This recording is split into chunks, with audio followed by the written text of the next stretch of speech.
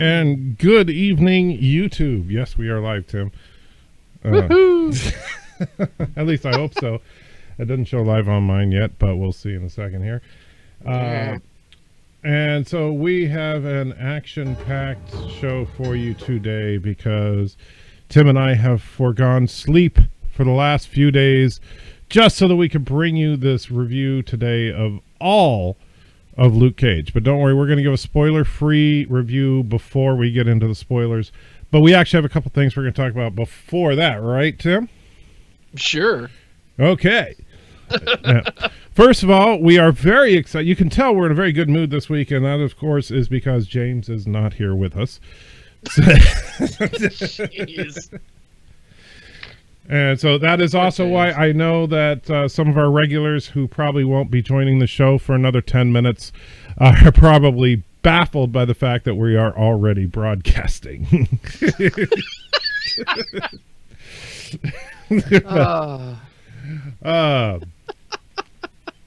Well, you know that's true. I'm sorry. We always start late, but whatever.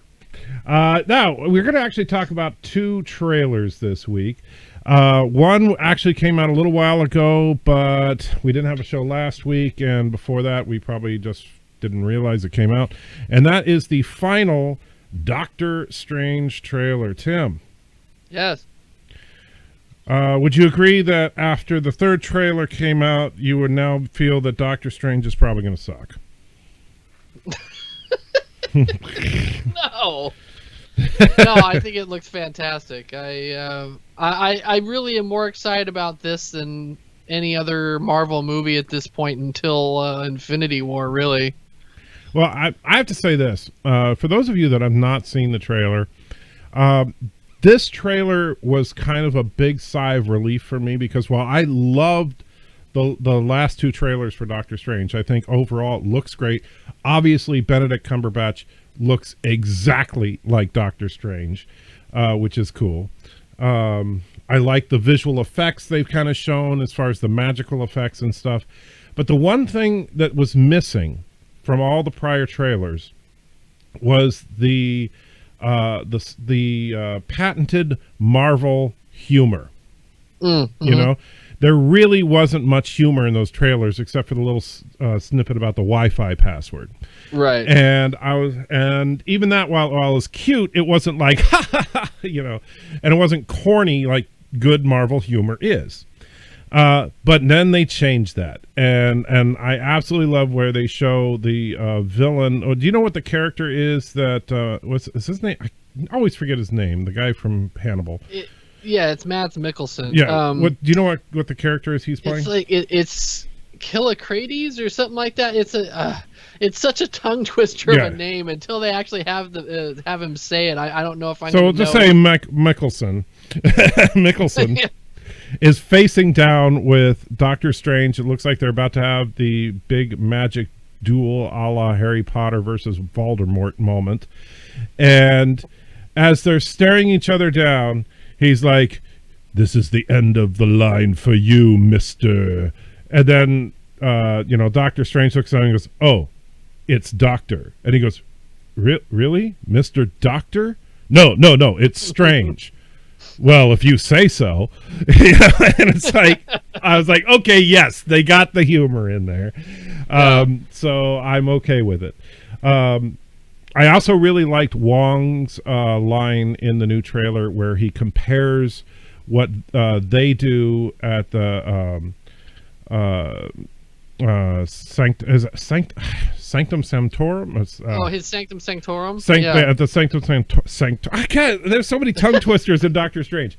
In his house, they compare they compare what they do to the Avengers, in that the Avengers protect the world from physical threat, while their job is to protect the world from mystical threat. And so I like that. I think this trailer looks awesome. I think this is going to be, it could beat out Ant-Man as best intro movie to a character.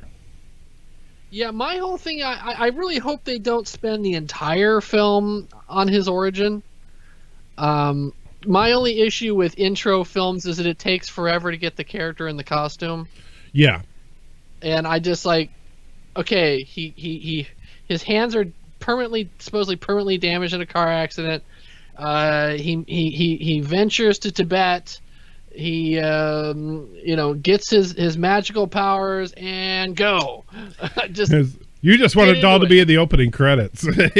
Have an opening crawl. Stephen Strange. Yeah. Stephen Strange was a douche. Then he wrecked his hands and got training. Yeah. Now he's a wizard. Let's check in with him. I mean, honestly, it's really not a complicated origin. True, but if they do, the thing about origin films, origin films either feel drawn out and frustrating that you don't get to see the hero, or they feel like genuine hero journeys. It's very rarely anything in between. But for example, I think Iron Man, the first Iron Man film, was a great film, even though you didn't really see the red and gold Iron Man armor until the late in the second act. Right. The same thing, but then other origin films, I'm trying to think now, say Batman Begins. Batman Begins was also an excellent film, but it just felt like, when is he going to get the bat suit already? Right. And so I think Ant-Man was a good example of, they got him in the costume fairly quickly, right? And even when before that, when it was really entertaining because they had a lot of humor in there, with him and his heist buddies, right? And it's got me wondering, like, what are they going to do? I don't know if you've heard anything, but like, what are they going to do for Spider-Man next year? Are they going to redo the Bitten by a Radioactive Spider gig? Or are they going to just pick it up after Civil War? I think they're going to pick it up after Civil War. We'll probably get a flashback of him being bitten, and then a flashback of Uncle Ben. Although, I'm still trying to reconcile the fact that Aunt May is young and hot. And then Tony Stark was all over. Although, I mean, I know it's like, okay, actually, in reality, Marissa Tomei's, 50? Right. Well, but she's a lot younger and sexier than the Aunt May we're used to. Right. Well, Aunt May in the past has always been a more grandmother character. Yeah. This Aunt May is actually more of an aunt character. She would be a more realistic age, because an aunt or uncle should at least be in the same generation as his parents, and he's like supposed to be 15, and so that would be about right. Yeah. I'm pushing 50, and I got a 16-year-old son and a 21-year-old daughter. So, and my sister is 2 years older than me. So if something happened to me and my son was with his aunt, then she would be younger than Marissa Tomei. That'd be one lucky kid. Okay.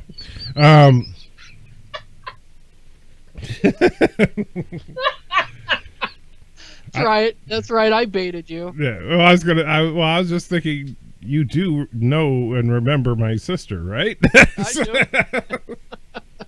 I just cast the reel. Yeah. I'm not going there. Now there was another trailer that just dropped yesterday, in fact. And this is a teaser trailer in the truest sense of the word, and that you get almost nothing as far as story except for imagery, and you can kind of piece together certain things. And that is for the next Netflix series, which is going to be Iron Fist. The one thing I'll say after watching that teaser is, boy, does it look different than the last 3 or the last 4 now Netflix shows. Well, Luke Cage is so much more different than even though it's set in Harlem, as opposed to Hell's Kitchen. Right. That's a very different kind of a feel from the other shows. But it's still, we'll obviously get into Luke Cage in a little bit, but it's still, all the prior Netflix shows have been very dark. And I mean that in both tone of the story and the lighting and everything. I mean, in fact, if you look at Daredevil is noir. I mean, it's pure. Oh, absolutely.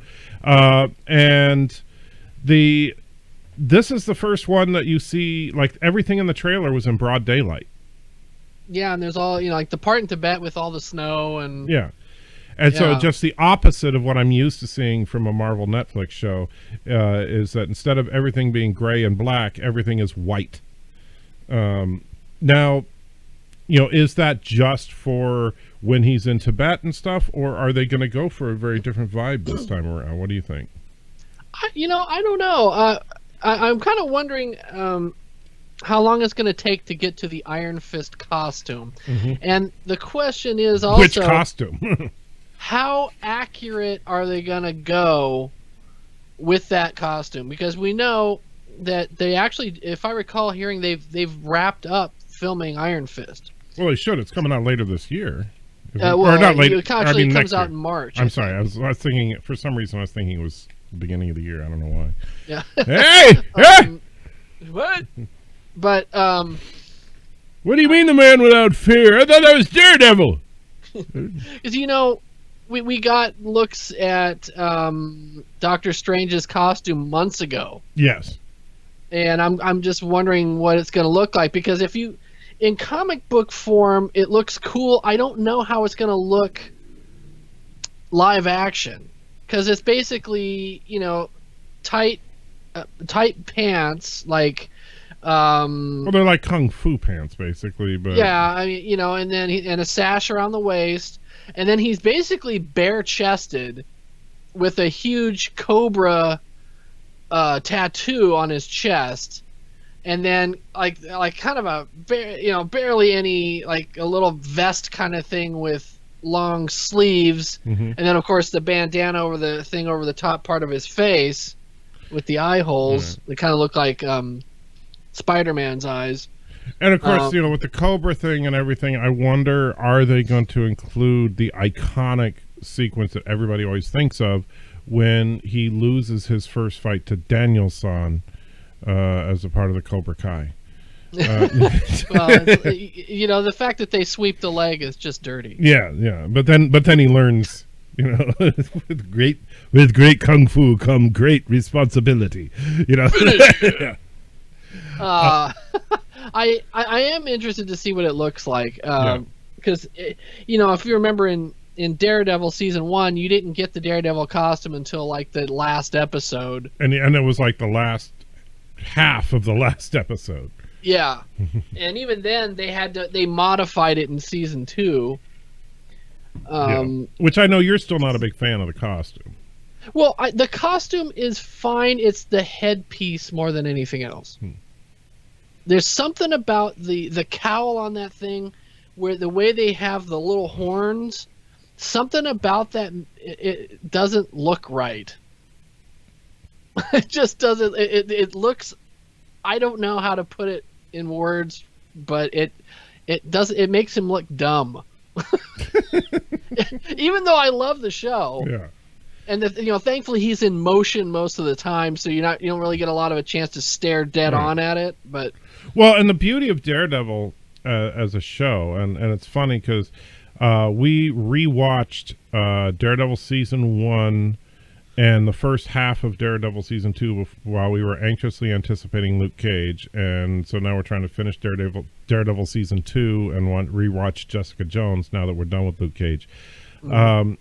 But it's amazing to me what a great courtroom drama both seasons of Daredevil are. I mean, it's and especially the whole Punisher trial, where you have Matt not on top of his game and Foggy having to step up as an attorney, and dealing with the crooked DA and all that stuff. And it was like, it's really actually. You could almost not have Daredevil on the show, and it would be an awesome show. Yeah, unlike, say, Gotham, it works even when the main superhero's not on screen. Right. Speaking of things that work or don't, Tim saw a couple of movies, which I haven't. So Tim's going to give his little mini review here of starting with the most anxiously anticipated film since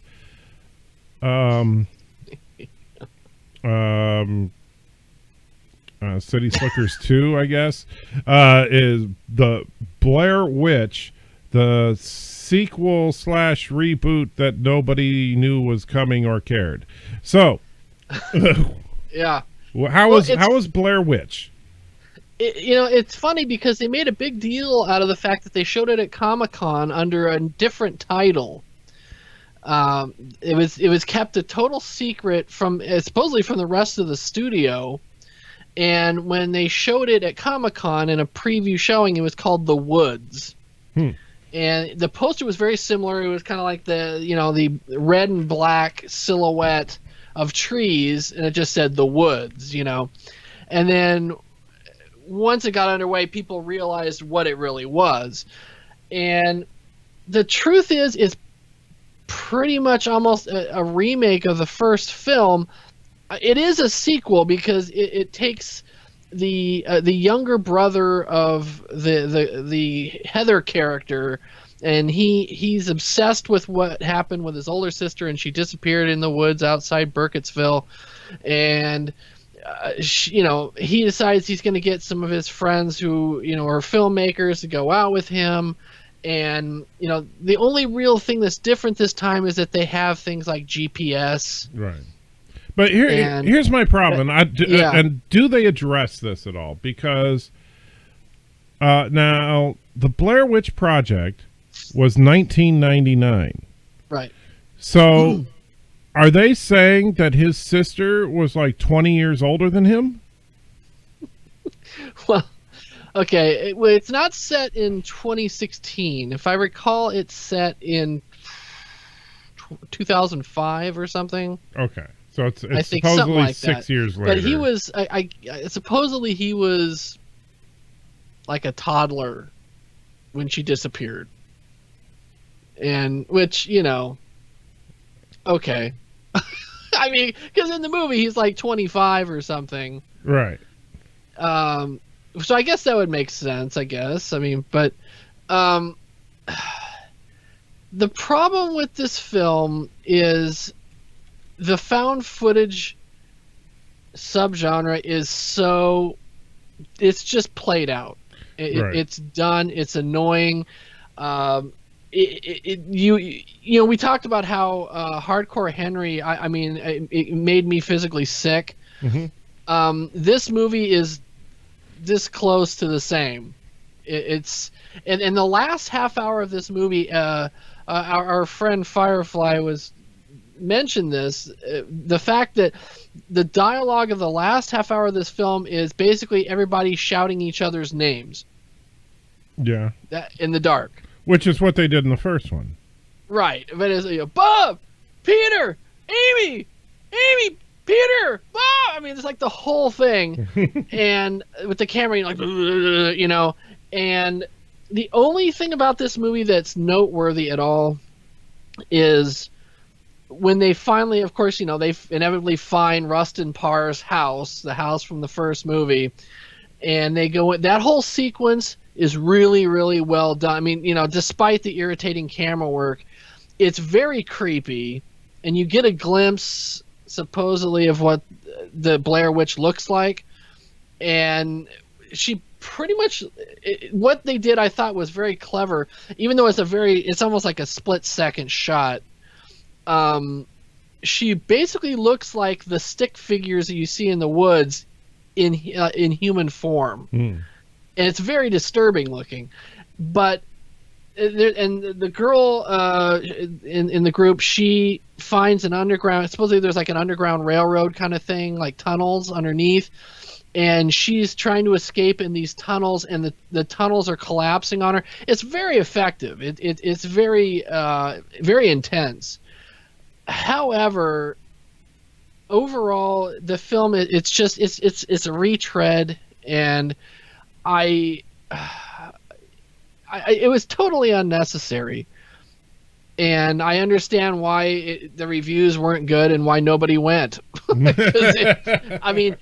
think it made back its money. Yeah. Because it's not an expensive film by any stretch. But anytime you have a film that's peopled with unlikable characters, irritating camera work, and nothing actually happens until the final fourth of the film, it's kind of annoying. So I other than that final sequence in the house, I'd have to give it like a 2. Ooh, dang. It's pretty terrible. Well, in that case, I'm kind of glad I missed it. Yeah. And the other one, and this is what I'm very curious to hear your opinion on, is the remake of a ripoff of a classic Japanese That's film. homage. Yeah, it's this one's a ripoff. And that is The Magnificent Seven. So take me through your journey to The Magnificent Seven. Well, you know, I actually thoroughly enjoyed this film. Okay. I had a really good time. Is it a classic? No. So you wouldn't it's you wouldn't not say it the lives Seven up to Samurai. Uh-huh. You know, it's not on that level at all. But it's kind of the perfect example of what Hollywood does best, which is big budget, fun adventure with an all-star cast. Mm-hmm. And everybody in it does a great job. Really fun performance by Chris Pratt. You know, I was kind of leery. Well, is about there Chris any Pratt. other kind of performance from Chris Pratt? Yeah, it's as good as his performances in Guardians, Uh-huh. you know, or Jurassic World. Even though I didn't care for it, I liked him. He was a lot of fun. You know, Denzel. It was great to see Denzel Washington in a role where it looks like he's having fun because he plays so many intense characters.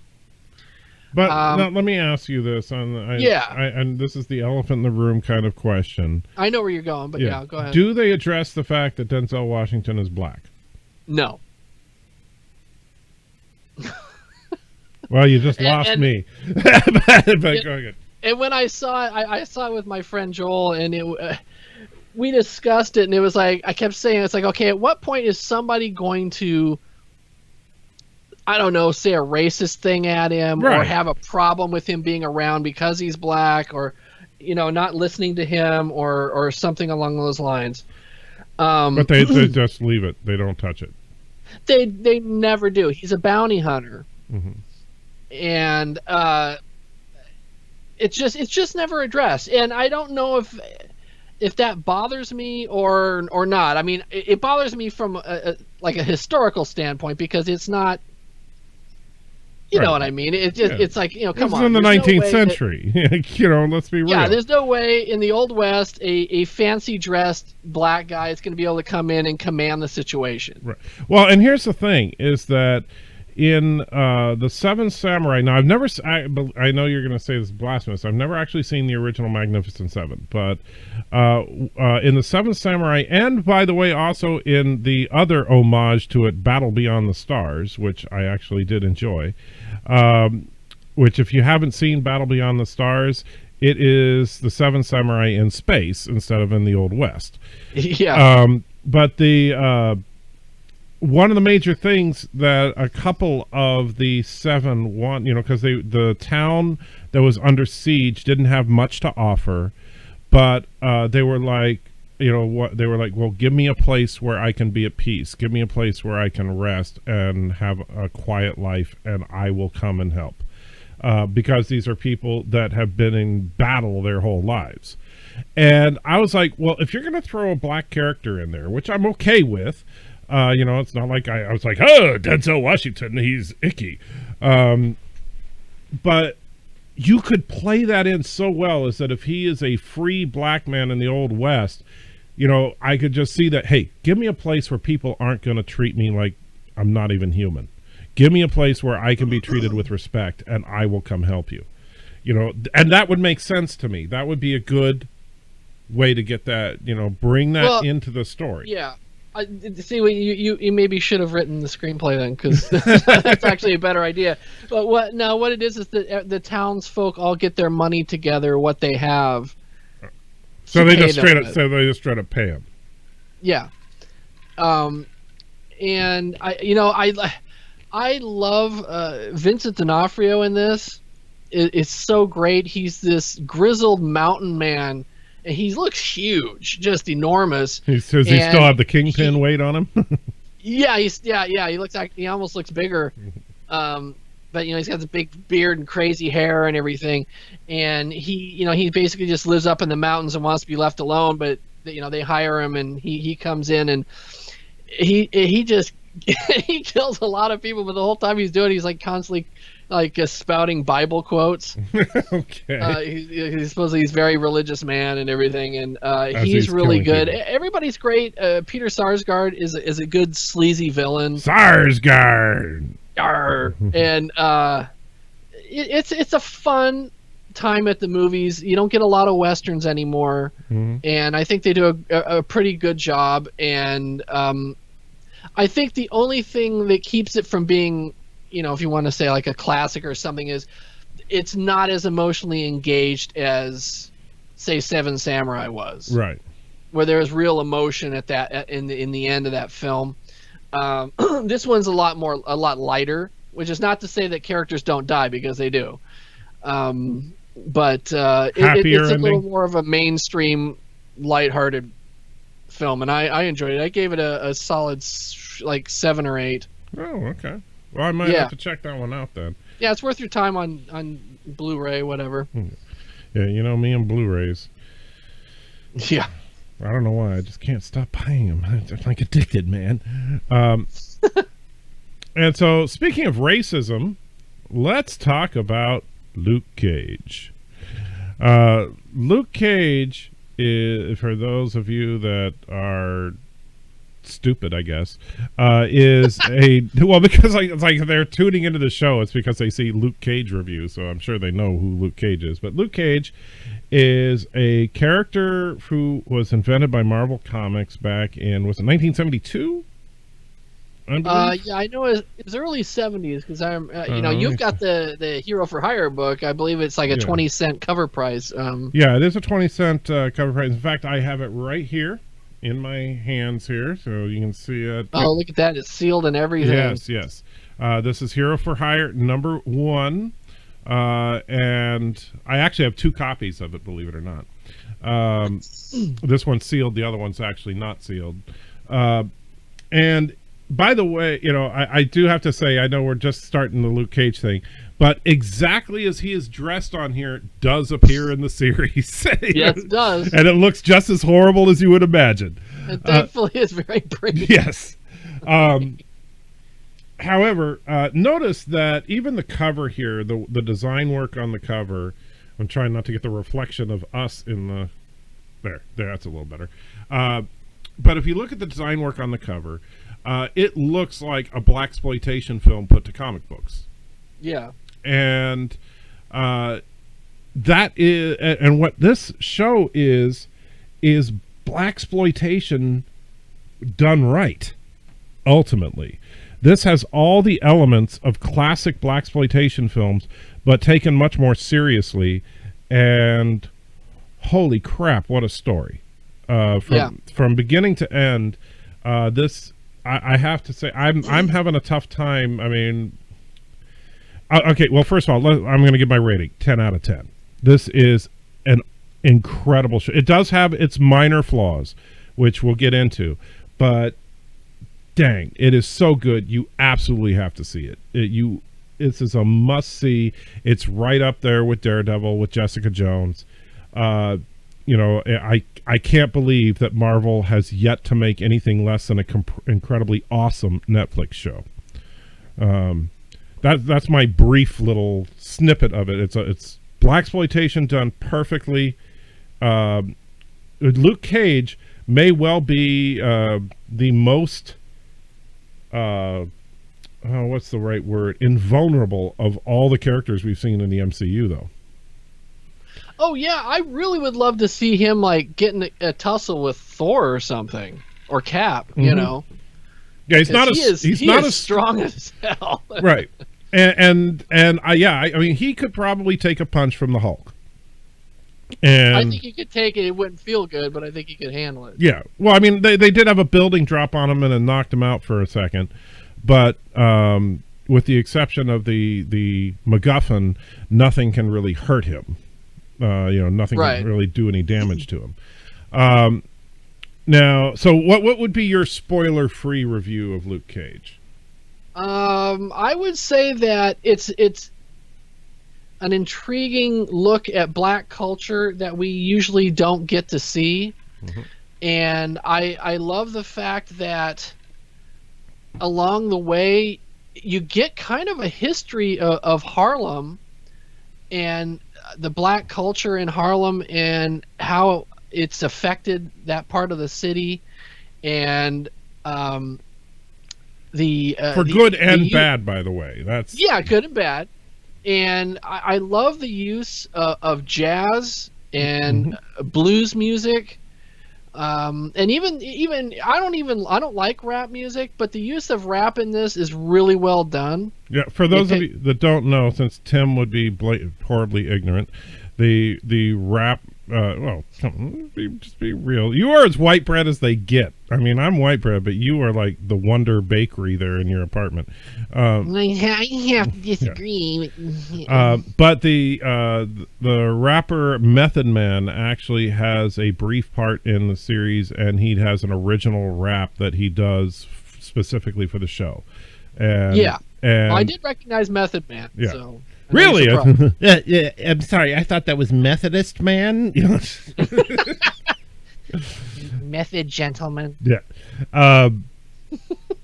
Yeah, I agree. The music was incredible. And even like the opening sequence, it was so different than what we've seen before with Daredevil and Jessica Jones, but so Luke Cage. Mm-hmm. You know, this is a show that just oozes the character of Luke Cage and Harlem. You know, from beginning to end. I've never seen a show that really gets into black culture, black issues and stuff as hard as this show does, and as brutally honest as this show does, and as effective as this show does, and take it all seriously. Yeah, and I really liked the way it really stressed the family unit in black families. Mm-hmm. And how you see how, of course, in like in his family, a Cottonmouth, our villain, that his dad's not around, Right. and mom is the strong force in that family, not necessarily for good, but she is absolutely in control of that family, Mm-hmm. as you see in several sequences. And I love the way that the two main, there's really three main villains in this, but as far as Black Mariah is the comic book character's name, and I was going to ask you if she was. I've heard of Cottonmouth and Diamondback. I did not hear about Mariah before. So yeah, Black Mariah is a character in Luke Cage, Mm-hmm. in Power Man and Iron Fist. Is she a political figure? God, it's been such a long time since I read it. I don't know. I mean, Marvel does a good job of being pretty accurate, so maybe. Yeah. But I like the fact that as scummy as like Cottonmouth is a piece of garbage, but they have a backstory for him that you get to see, and you see why he is the way he is. Mm-hmm. And very Wilson Fisk-esque. In that when you first get to know the character, you're like, oh, what a douche, and then you go back and see what they've been through, and you can kind of, even though you still disagree with what he's doing, you can see where he's coming from. Yeah, and I guess we're going to start getting into the spoiler aspect of things here. Right. You see why, because for the first couple episodes, you're like, oh, it's just an interesting character touch that he plays the keyboard. Yeah. Well, come to find out the reason he plays that is to center himself, because that's how he always dealt with stress and anxiety as a kid, and it's such an interesting bunch of characters. I have to say I wish that Cottonmouth had been around a little longer in the series, because I think he's a much more interesting character than Diamondback is. Well, I don't know. I think here's the interesting thing that they did here to me is, like you mentioned, there's three real villains in the film, right? Mariah, Cottonmouth, and Diamondback. It's Shades to a lesser extent. Right. Shades is more of a henchman than a villain. Yeah. And really, okay, the most insidious of the three, I think, was Mariah. Because she genuinely believes she's doing good. Well, I think that You know. she thinks the ends justify the means. Right, but I think she really believes what she's doing she has to do because it's the only way to get, Harlem to be a good place. And, at first she's kind of tepid about going how far she'll go, but then by the end of the run, it's like she is absolutely the most wicked person in the series. And, she's totally evil by yeah, the end of that. and the transition is believable. Yeah. That's the thing I really liked about that, is that the transition from someone who genuinely thinks they're trying to do the right thing to downright supervillainy is actually a believable arc for her. Diamondback, to me, was scary. Diamondback was scary, but he's not as layered a character. It's basically the Cain and Abel story. Right. But I like that aspect of it. I thought it was an interesting idea to have Cottonmouth for the first half of the series and then Diamondback for the second half. I wasn't expecting that. And No, I wasn't either. When Cottonmouth made his exit, I just about fainted with what happened. Like, oh shit! I couldn't believe it. I was like, they're not going there. But he's okay. No, what? No.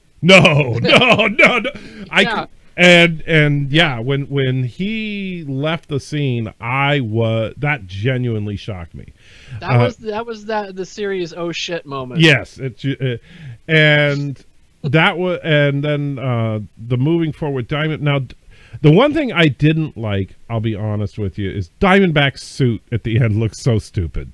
That's what the comic book suit looks like. Does it? Oh man, it looked horrible. The only thing that they did differently is he's got that helmet, right? Which would make sense because one popped to the face and Luke Cage would kill him. Right, but in the comics, honestly, if you Google it, Google Images, that suit is exactly the Diamondback suit, minus the helmet. And because I actually, when I first saw it, I was like, God, that's a goofy looking outfit. And I Googled it, I was like, yep, that's it. Oh, wow, it really is. Yeah. Oh. Even like down to the ribbed yellow shirt. Yeah. Underneath the green. Yeah. That's horrible. But let's talk about one of the best things about this show. No, first of all, let's get out of the way. We talked about this when we talked about Jessica Jones. Mike Coulter is Luke Cage. He is freaking amazing. Is. And here's the thing, and this is something like my wife pointed out and stuff about him, is that he is an incredibly attractive man, but he didn't get all Chris Evans or Chris Hemsworth pumped for the role. He's not like rippling with muscles. He's just big. And, he's huge. But the thing is that I like that. I like the fact that he has a believable physique, that he doesn't look like an Atlas god or something. No, but he looks like a mountain. Yeah. Mike Coulter, once again, absolutely perfect in the role. I thought that Simone Missick, I believe it is Misty Knight. Yeah. She was an interesting character. She was very flawed, but I really liked having her on the screen. Well, see, the thing I have to say I wanted to say after the talking about Mike Coulter was, this show might have the most like the biggest array of strong women characters that we've seen in a long time. Oh yeah. I mean, with Misty Knight, with Mariah, with Claire Temple, and Inspector Priscilla then there's Ridley. Misty's boss. Yeah, that's Priscilla Ridley, the inspector. Yeah, I mean, just a bunch of women who really carry this show. I mean, he is the centerpiece of the show, but really the women in this thing are really the driving force in the show. And I love the fact that at the end, at the very end of the last episode, when Misty Knight walks into the nightclub that's now owned by Mariah and Shades, she walks in looking exactly like in the comics. Oh, really? I didn't know that. Is that what she looks like? With the big hair. and then the dress that kind of comes in and out like this and stuff. That's her outfit in the comics. Okay. She looked like she just stepped out of a 70s Marvel comic book. That's cool. I did not know that. I'll have to tell that to my wife because we were commenting on her outfit there. And the sets in this thing, the nightclub, the Harlem Paradise. Oh, it was incredible. What an amazing set. The lighting on that. They must have spent a fortune on this because the amount of extras in that. Oh, yeah. There's hundreds. A whole bunch of people in there. And well, but then again, keep in mind, this whole thing was done in Harlem, so they probably worked for like, $5 a day. The thing I really liked about the show was, I know it's connected to the MCU. It says Marvel at the beginning of every episode and everything, but it doesn't feel like a superhero show. No, but but on that point, you're absolutely right. This doesn't feel like a typical superhero type adventure. It's funny because there are three things. Well, it seems like it's a paradox. This series, in my opinion, is absolutely the closest to the source material that we've seen of any Marvel property so far. If we look at the origin story and a lot of what goes on in this, the origin story episode could have just been a panel per panel remake of Hero for Hire 1. And so the origin story was dead on. And there were more references to the MCU than any other Netflix series by quite a long shot. There was a lot of references to the Avengers themselves, individual characters in the Avengers, the New York incident, all that. And yet, this is the most grounded of any of the Marvel properties we've seen so far. The story was not about someone trying to take over the world or destroy the city or anything. It was just a corrupt nightclub owner, and some people that were good people got killed, and Luke Cage got stuck in the middle of it. Yeah, I thoroughly enjoyed it. Yeah. I thought it was great, and much like with Ant-Man, I really liked the way it has a different feel than Jessica Jones and Daredevil. Mm-hmm. And not that it doesn't fit into that same world, because it does, but it was so interesting to just see the interaction of the black community and how, like, the character of Pops, that's kind of the patriarch of Harlem, really. Yeah, he's like they say, like, his barbershop, is Switzerland. And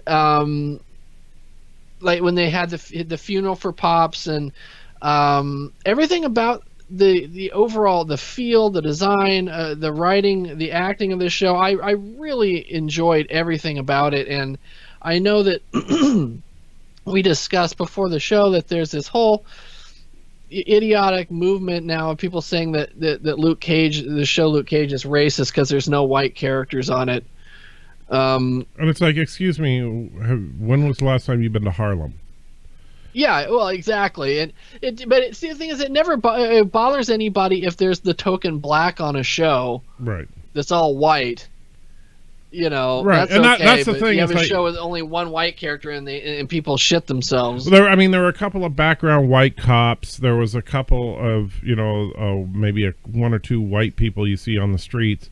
But realistically, if you're setting the show in Black Harlem, that's what you're going to see.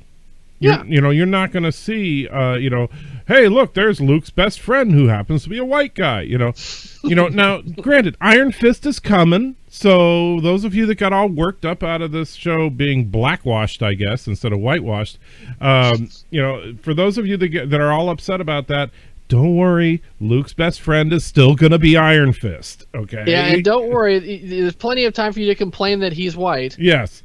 And, well, the funny thing is people are complaining about that. How dare they should make him Asian because he's a martial artist. That's racist. I'm sorry, but that is racist. Never mind the fact that Iron Fist has been around for 40 years, and he's a white character. Right. Danny Rand is a white character. I'm sorry. Now, if they brought in, Shang Kai, the master of Kung Fu, and cast a white guy, then I could see getting pissed off. Right. Well, and it'd be like if they cast Luke Cage, if they put a white guy in that role. I would say no. Yeah. because Absolutely. the thing about, it's one thing if you race bend or gender bend a little bit if it's not an important thing. Like I didn't care about the fact that I can't remember her name, but the high power attorney from Jessica Jones was a male in the comics, female in Jessica Jones, the TV show. It's a supporting. Yeah, I don't character. mind that. But if it's a defining trait of the character, and with Luke Cage, I mean, please, again, look at this. It is the very definite, Luke Cage being black is like the main part of his character right here. You can't have this character be a white guy. And the story wouldn't work. I mean, everything about his backstory is involved with racism and Harlem and the drug problem that was going on at the time. And, when he was in prison being tormented by racists there. It's... You can't make Luke Cage not black. If you did, it would be an insult. I would almost tell people that are like, I don't want to watch a superhero show. I'd say, well, if you don't want to watch a superhero show, but you want to watch a good show, watch Luke Cage, because it doesn't feel like a superhero show. Yes, he has invulnerable skin and he's very strong, but it's got a different feel than Daredevil. And he's not going around in a costume. He just wears a hoodie for most of the film. And it makes me more excited every day when I think about seeing the Defenders. I'm wondering what he's going to wear for the Defenders. Is he just going to wear a hoodie, or is he going to wear something a little more? He might get to that yellow T-shirt. Yeah, like what he currently has. Because Luke Cage currently, at least, like, now I don't read the comics anymore, but like I know that, for example, in the Marvel Contest of Champions game, Luke Cage wears a yellow T-shirt and blue jeans and combat boots. That's his usual look. Yeah. And so I think they should do something like that, because that would work on Mike Coulter. I mean, I think that... Oh, yeah. So I think that would be okay. Let's talk for a second about the ending of this series. Wow, what a not typical ending. Because it's an hour-long episode or something, and like the whole thing's resolved in 15 minutes, and then they have another half hour of fallout. Well, and the thing is that by the end of the show, Luke is in prison, Mariah is in power, the cop that's been working the case the whole time, she still has her job, but she basically got in a whole lot of trouble for what she did. Yeah. The heroes did not come out on top in this. Diamondback looks like he's going to be given the same powers by that same doctor. Yeah, which has actually got me really excited for season 2. Because I'm like, ooh, Diamondback back with invulnerability. That's scary. Both the guys who played Cottonmouth and Diamondback were very sinister. Yes. It's like the guy who played Cottonmouth has such an unusual face. He does, and that's why he looks so scary to me. I mean, every time he smiled, I was like, ugh! Yeah, whenever he smiled, you're like, oh, shit. Yeah. What's he going to do? He's going to kill me. I am afraid. No, but, it was the exact opposite of a Hollywood ending. Because, I mean, basically, the one thing that I kind of liked was, they showed Bobby Fish found the files that can prove his innocence. Right. And Claire was like, I'm going to get a hold of Matt Murdock and get you out of jail. So we know... Which is probably how we're going to lead into the Defenders. Yeah, and that I'm good with, because I like those tie-ins, because I like the idea, okay, Claire is going to reach out to Matt in order to get to get Luke out of prison. Something bad is happening, and maybe Matt talks to Foggy about it, who tells his boss, who in turn tells Jessica Jones. And, so all these characters could realistically now come together. Luke and Jessica Jones already know each other. By this point, I'm hoping Luke Cage makes an appearance in Iron Fist. It wouldn't surprise me. Yeah. And there was an Easter egg. I was wondering if you saw this, and it was in one of the last episodes. And there's a shot where they look at a newspaper, the front page of the newspaper. Okay. and it's Luke Cage, fugitive or whatever. And I happened to freeze frame because somebody knocked at my door, so I froze it and it stopped for a second. And then I came back, and I've got a really big screen TV. It's like 60 inches or something. And I looked at it, and on the far right, there's a column, another article, and it's inventor Dr. Emmett Brown and his flux capacitor. He's convinced it can be useful for time travel. Oh man, I gotta find that. That is great. I was dying. I was like, "Oh, you got to be kidding!" Because it's on screen for like such a brief amount of time, and your eyes aren't focused on that. Right. You're looking at the headline. That is great. I love it. Yeah. Now, let's talk about. I mean, no, this was not a flawless show. And there were a couple of things that kind of bothered me. I already talked about Diamondback's suit. As stupidly accurate to the comics as it was, I didn't like it. Now, granted, the redemption to that is it was Hammer Tech, and Hammer Tech is supposed to be stupid. Right. Which is just one more of those MCU Easter eggs that we were talking about. Yeah. But I have a problem with Mariah Dillard's political positions a little bit. Because, and I think that there was, I understand there was the one hand of realistically what would a politician in this situation say compared to how do we move the plot forward. Because she's clearly, I mean, because remember she gets involved in the whole Black Lives Matter thing. She's clearly, you would guess, a corrupt Democrat. And I'm not saying that to insult Democrats. I mean, just like you assume most black politicians are going to be right. Well, and based on her Democrat. positions that you see throughout most of the film or most of the series. Now, then she's sitting there talking about getting the police better guns, and the crowd of people who live in Harlem are cheering her on. Mm-hmm.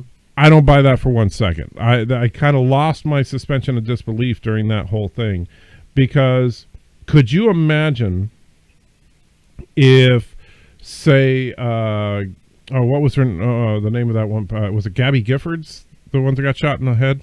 Right. Yeah. Imagine if she was giving a speech saying, "And we need to get the cops armor-piercing bullets." Do you really think the crowd would be cheering her on? No. So yeah. I just sent you that picture. If you want to put it up, if you can. Let me see here. And so this will mess it up for a second, but no, yeah, I see what you're saying. I have to say I liked that scene where she was being interviewed, and the interviewer just like totally hit her with the thing about her brother being arrested. All right, so I have the picture on the screen. I don't see, where's the Doc Brown thing? It's on the far right in red. Okay, the problem is that it's cut off in this picture. Oh, really? Dang. Let me see if I can enhance that somehow. Oh, what the hell? Why is it cut off like that? Because I have it and it's not cut off. Let me try something here. Yeah. Okay, yeah, let me try to... I'll do a save. Yeah, actually, okay, they call it a thrust capacitor. And a quote from is, "We currently don't have the resources to make this type of travel possible, but one day when plutonium is available in every corner drugstore, perhaps we could achieve it." Brown is also known for his impulsive and sometimes bombastic behavior, etc., etc. All right, that is awesome. I love shit like that. And so now you got me, like, I had to save the picture, and now I gotta bring up the desktop. You jerk. Did you want to talk about Westworld at all? Oh yeah, well, I did not see it. So while I'm I'm informing everything. There we go. I got it that time. So there is the full picture of the article. Now, did you actually read everything that you could see on that? Yeah, I did. Okay. Like I said, it was on a big TV screen when I saw it. So Yeah. Yeah, I do. And it was Thaddeus Brown. oh, Thaddeus. Okay, Yeah. I thought it said Emmett, but But yeah, that is funny. So Thaddeus Brown created the thrust capacitor to make time travel possible. Whatever plutonium is available in every corner drugstore, which is a direct line from Back to the Future. yeah. Oh, sure, in the future of 1985, you can get plutonium at any corner drugstore. Marty. I do see there's a reference to 1985. So, yeah, Brown went under fire in 1985 for including a something boy in his experiments. Teenage boy, I don't know. And it says he had a relationship with this McFly, a high school student from Mill Valley. So that's funny. I know Tracy's asking us if we can talk about the Wonder Woman thing. What was the Wonder Woman thing? Was there something? I didn't know if we wanted to save that for the Sunday show or not. The Wonder Woman being gay. Yeah. Yeah. I think you and I have both said over and over how much we think the political correctivization of classic characters is completely wrong and unnecessary. Making Wonder Woman gay makes no sense whatsoever. Her backstory has always been about her romance with Steve Trevor. That's what motivated her to leave. Now currently Superman. Yeah, and it's like, whatever, dude. Just, if you want a gay character, create a gay character. I mean, you know what? There's plenty of other Amazonians that you could bring into the fold. Sure. Why not bring one of them over and say, oh, yeah, well, most of us are gay, but she's not. She's weird. That's, or whatever. I don't care. Don't change the backstory of one of the first major superheroes of a pillar of feminism. So now you want to make every feminist gay? Hey, there's a stereotype for you. It's the same thing we've discussed in the past, and that is if you have a character like her, which has 70 years of history, don't screw with it. Come up with if you want a gay character, create a gay character. One of the best gay characters that exists right now in the DC universe is Renee Montoya, who took up the mantle of the Question once Vic Sage died, and she has a romantic relationship with Batwoman, who is wait a second, Tim. Hold on. What? Oh, Jim thinks it's great. Of course he does. So the big steaming pile of Jim thinks that Wonder Woman being gay is great. Well, but the thing that bugs me about that is it's like, okay, it's the current writer of Wonder Woman saying that, and it's like, dude, I know that you think that because you're writing it now, you're so important, but I think that the creators of the character might have something else to say to you. Right. Frankly, if you go back and read a lot of the early Wonder Woman stuff, a lot of it, even though I know the creator William Moulton Marston, or however you pronounce his name, he created as a superhero for women or for young girls because they're all male characters. But boy, he had a absolute fetish with bondage. Mm-hmm. And every story had her and her girlfriends all tied up with leather and chains, and I mean, it was a male fantasy character. Awesome. Let's be honest about it. So yeah, in Marvel, North Star with Alpha Flight. Mm-hmm.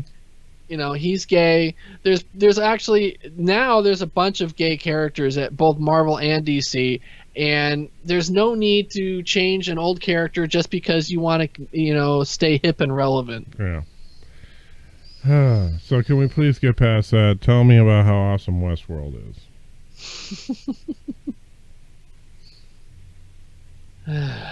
So it sucked? Say what again? Westworld. You were going to talk about Westworld. Oh, Westworld, yeah. Westworld had its debut on Sunday night. It was about an hour and 15-minute long pilot. First of all, I know I said that I thought Luke Cage looked expensive. Westworld looks like it might possibly be the most expensive TV series of all time. Not just the large amount of extras, but the expensive looking sets, effects that are flawless, a great cast with Ed Harris really standing out. He's great. And I like the fact that they've tried to take the idea of what we saw in the original film Westworld and the sequel Future World, and they've kind of expanded it and flipped it a little bit. Whereas if you recall in the original, the Man in Black was, played by Yul Brynner, was one of the robots. Etc. Yes. In this one, we're not sure if he is a robot or not, because his behavior, he acts like he's one of the guests who returns frequently. And one of the things is there's a character in the Old West, there's this virginal, young woman, and his character, she's a robot, of course, and his character basically likes to constantly go there, attack her, and rape her. And we don't see the rape at all. They don't show it. But it's implied that this is what he does. And yet, there's a sense that this guy might be an advanced robot or android or whatever you want to call it that has become sentient AI, because he was out in the outside world and might have taken on all of the bad aspects of humanity. Yeah. And he's come back as he's seeking something called the Maze, and he kills one of the robots in a gunfight and scalps him. And you see him carrying the scalp, and on the inside of the scalp is a maze. And so he's convinced that there's a maze. The answer to what his questions are is at the end of that maze. And I think that it's an extremely intriguing first episode. I'm really looking forward to seeing the rest of it. I think they just did a wonderful job. Anthony Hopkins is great. Oh, is he in it? I didn't know he was in it. Yeah, he's the creator of all the robots and the creator of Westworld. And it is weird to see him in a TV show. Yeah. But it's definitely not a cameo. I mean, he is one of the main characters in this, and until he dies in the second episode. No, I don't think so. It wouldn't surprise me if he dies at the end of the first season, because I can't see an actor of his stature committing to 5 seasons of a show. But I enjoyed it, and I think it's worth looking into. Cool. Well, if I decide to get HBO, I will definitely watch it. There you go. But I don't have HBO, so I can't watch it. Loser. So Tim, do you have a video pick for our fine I do, audience and tonight? it's actually a twofer because it's a series and it's 2 seasons. So, this is a show that ran in the late 60s, and if you're a sci-fi fan, and I know you are, this is a show that I think you'll really enjoy. It was a series called The Invaders. Okay. And what it is aliens have come to our planet. They look just like us. Thus the budget being under control. Well, it does help with the budget, yeah. And this one guy, our main character, Roy Thinnis is the actor. He is coming home from a party drunk one night, and he sees a spaceship landing.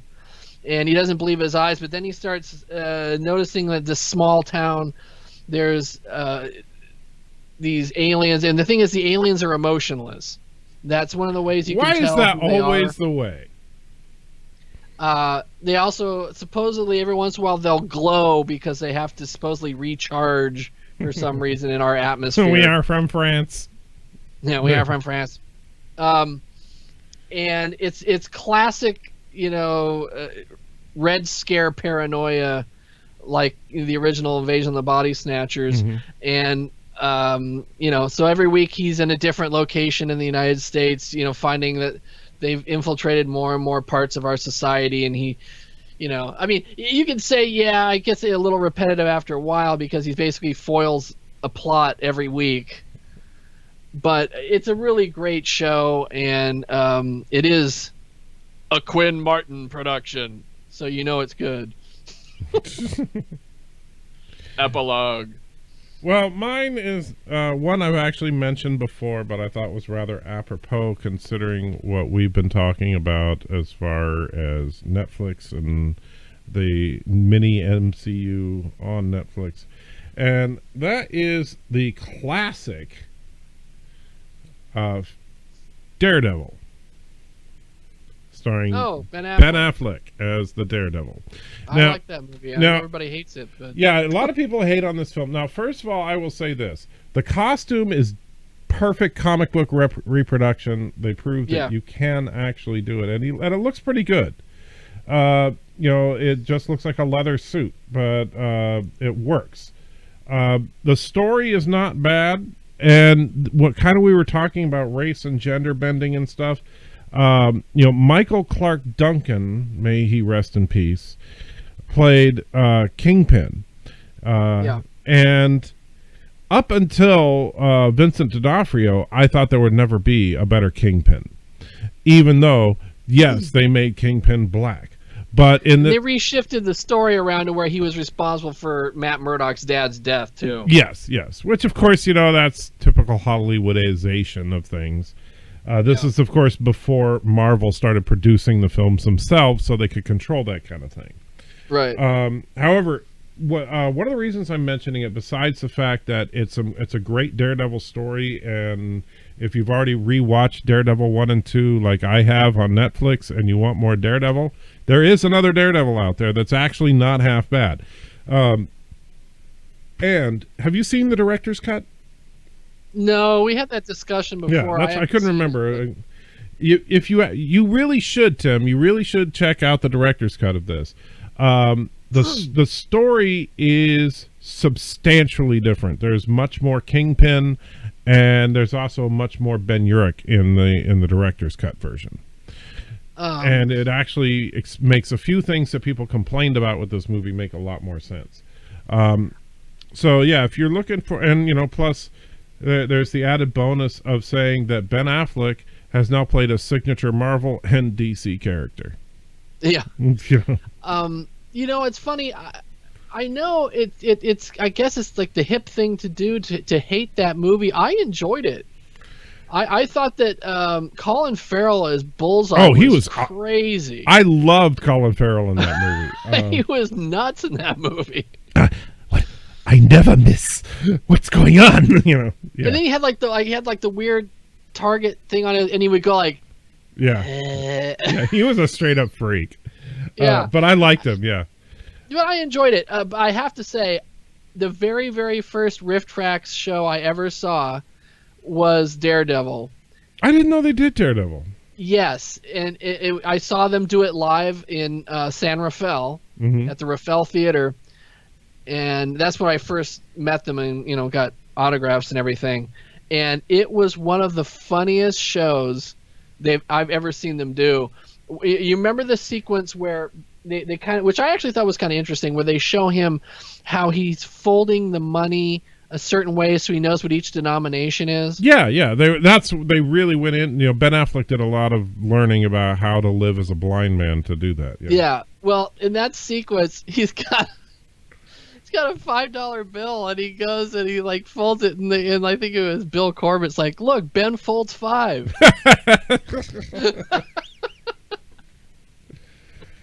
Oh man, that would be good. I'm gonna have to see if I can download the Riff Tracks jokes for that. Yeah, it's a good Riff Tracks, but like I said, I enjoyed the movie. I don't think it's a great superhero film, but I thought it was entertaining. Well, and keep in mind that this is way back too. I mean, yeah, this is before the dawn of the modern superhero film. Really, this is 2003 that this came out. And so the only films we had at this point as far as major superhero films was Blade, Spider-Man, and X-Men.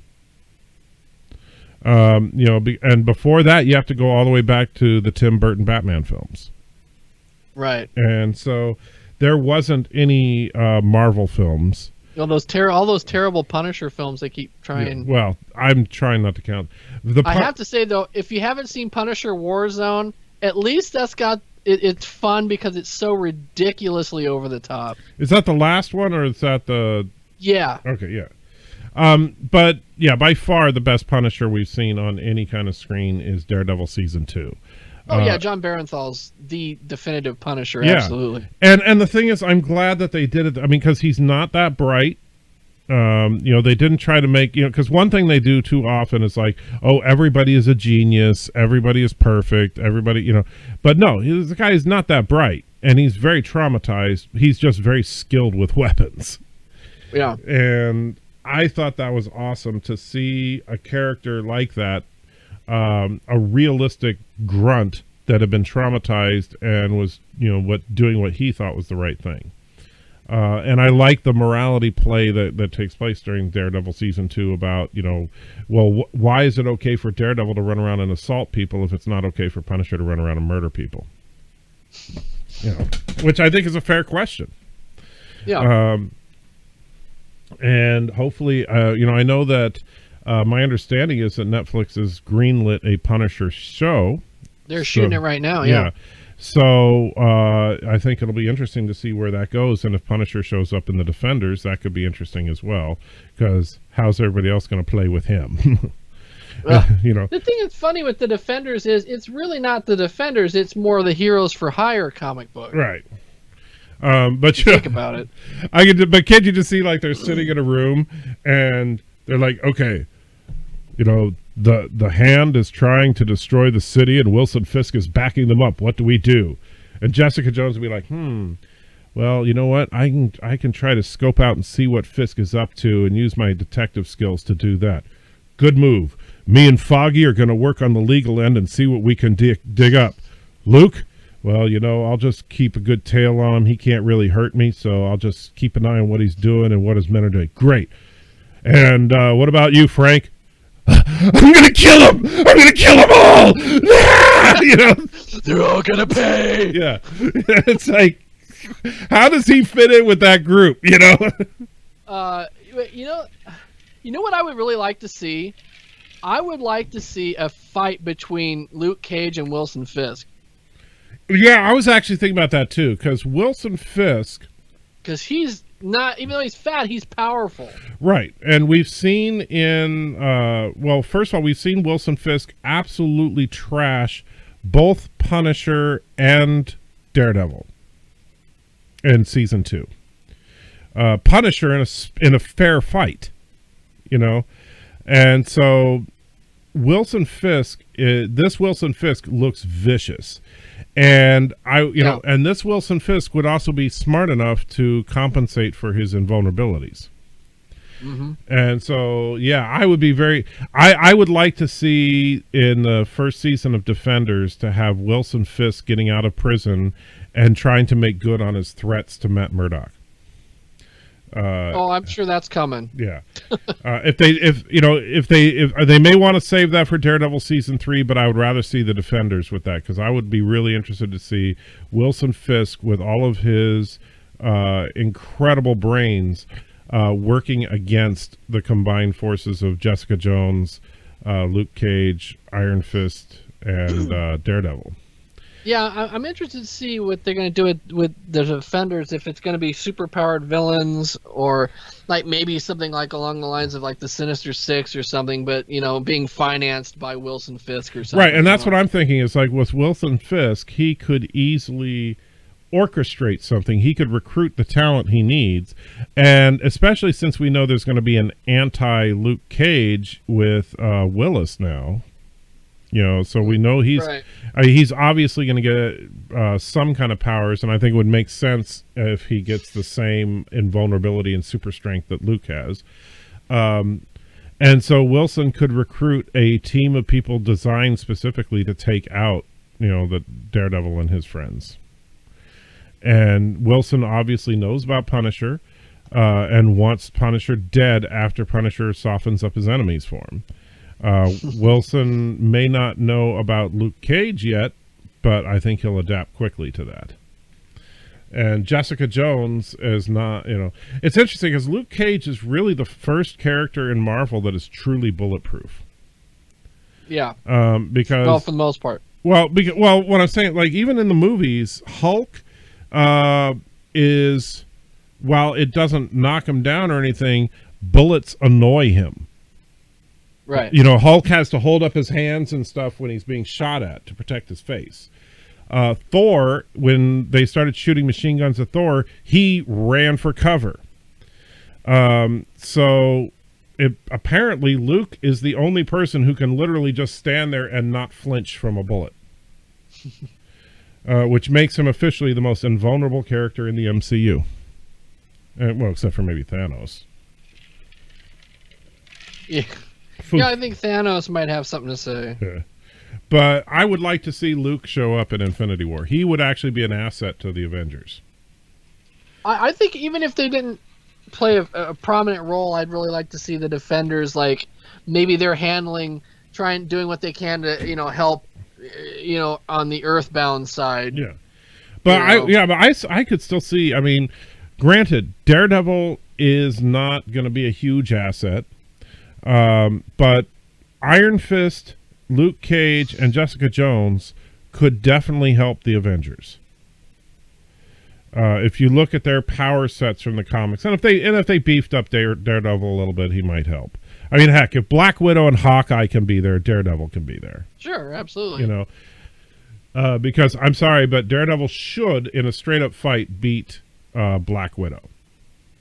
Yeah. So I think that bringing the Defenders into Infinity War, even if it's just for the climactic battle or something, could be really cool.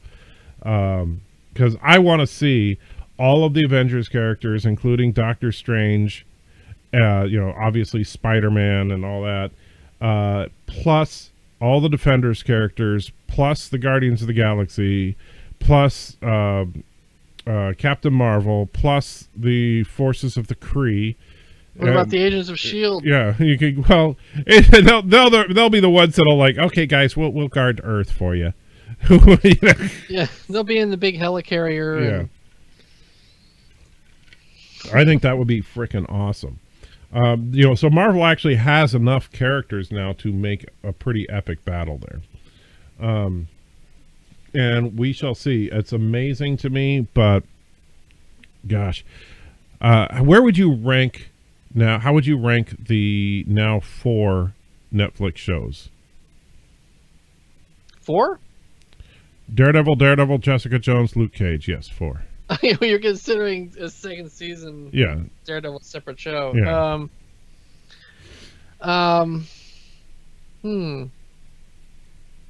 It's hard to say. I mean, I really enjoy all of them. I guess I would say that my favorite's probably. I'm just going to lump it together. I would say Daredevil because they did the Punisher so well, and I just love Wilson Fisk. He's such a great villain. He's not one-dimensional. And I love the fact that with Daredevil, I mean, you see this guy just gets the crap beat out of him. Yeah. A lot. I mean, every episode he's bloody and bruised, and I like the story. I like the story arc. I like Stick. I like Daredevil the best. I would, take Luke Cage and Jessica Jones as number 2. I mean, for me, they're both great for different reasons. Mm-hmm.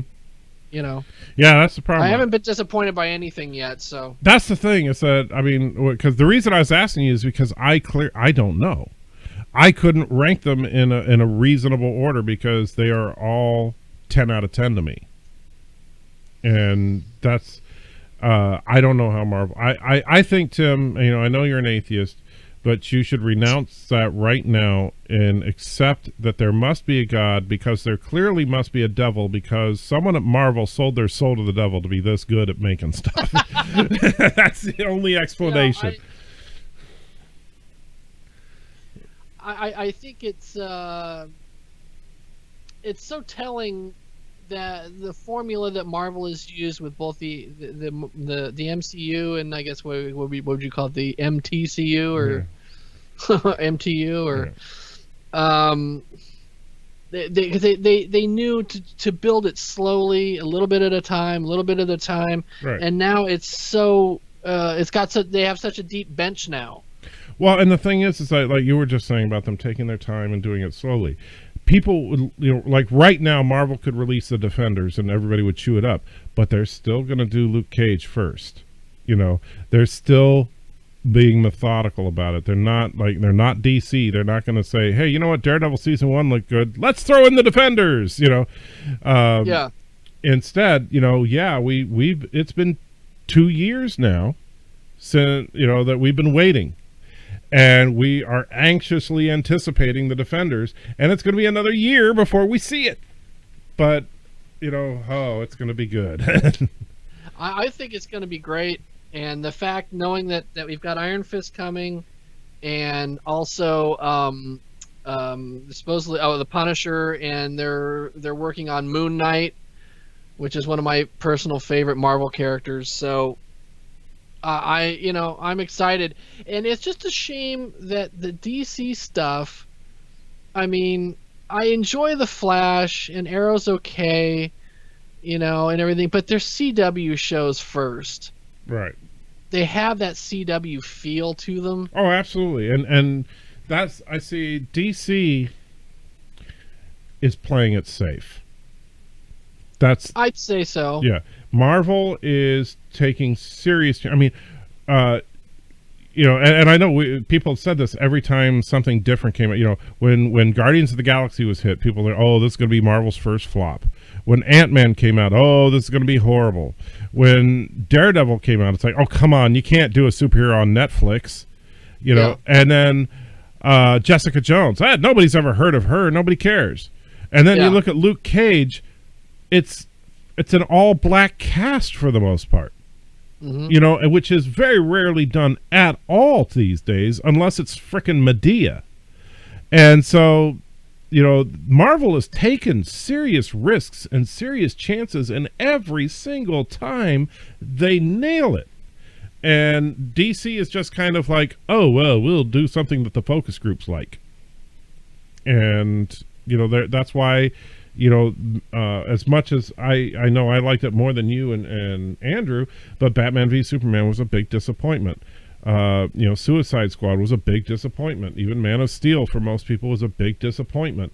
The CW shows are, they're fun, but they're incredibly predictable. The way every episode's going to end by the time you get 2 minutes into it. Oh yeah, compare any fight scene from one of those shows with any one of the ones from Daredevil. Right, and punch, and duck, and punch. It's like when people say, "Oh, it's on a low budget." CW's not. I'm sorry, Netflix. You don't get a lower budget than Netflix. And so don't complain to me about low budget. It's not about budget. It's about how much do you care about what you're doing here. Where are you pushing your budget? Are you pushing your budget for big visual effects, or are you pushing your budget into good stunt work and choreography? And are you casting people because the kids will like them, or are you casting them because they fit the part? I mean, who would have guessed Vincent D'Onofrio as frickin' Wilson Fisk? I never would have. I never would have picked that in a million years. And now it's like he is, in my opinion, the greatest villain we've seen in the entire MCU. And I put him just a hair's breadth above Loki, and Kilgrave ain't that far behind. I was going to say Kilgrave is up there. Yeah, and I got to say, Mariah from Luke Cage, not that far down on the list either. I would say Mariah and Cottonmouth both outranked what we've seen in the movies outside of Loki. I think she's a great villain. We didn't have a lot of female villains. Yeah, but the thing is, and we know she will be back because she is in control at the end of season 1. And And so, yeah, I mean, they just can't seem to do it wrong. I don't get it. I don't understand. It doesn't make sense. Well, and the best part is now that they've got such a good rep going and everything, they're getting really top drawer actors to come in. You know, like you got Anthony Hopkins in all three of the, Thor films. Right. You know, Well, the David thing is, Tennant and Jessica Jones, right. Alfre Woodard in Luke Cage. Right. Who wouldn't want to be, I mean, like right now, even if you were a quote unquote movie star, who wouldn't want to be in the next Marvel Netflix show? Because every single one of them is getting better reviews on. I mean, last time I looked, Luke Cage was at 100% on Rotten Tomatoes. Mm-hmm. And all the lowest ranked Netflix show for Marvel was Daredevil season 2 at 75. All the others were in the 90s. Yeah. And so who wouldn't want to be a part of that? I mean, it's like, people do, I'm going to do an indie film for some street cred. Now you could do a Marvel Netflix show for some street cred. You could have Academy Award winning talent on there and not be embarrassed about it. It's not one of those, I guess they needed a paycheck, because the shows are so good that they utilize that talent. And Alfre is a perfect example. I mean, who would have thought that she would be there? And ironically, now she's played two different political women in the MCU, which is kind of funny. And I wonder if it was just one of those things where she had that little part in Civil War, and they were like, "Hey, you know what? She's really got a presence. Let's ask her to be in Luke Cage." I'm just blown away by everything they've done, and I can't say thank you enough to Kevin Feige. I've decided at this point that I'm just going to send him my bank account number because why not? Marvel has now supplanted Star Trek as my favorite entertainment source, which is saying a lot considering, but that's partially because Star Trek Beyond was so insulting to me.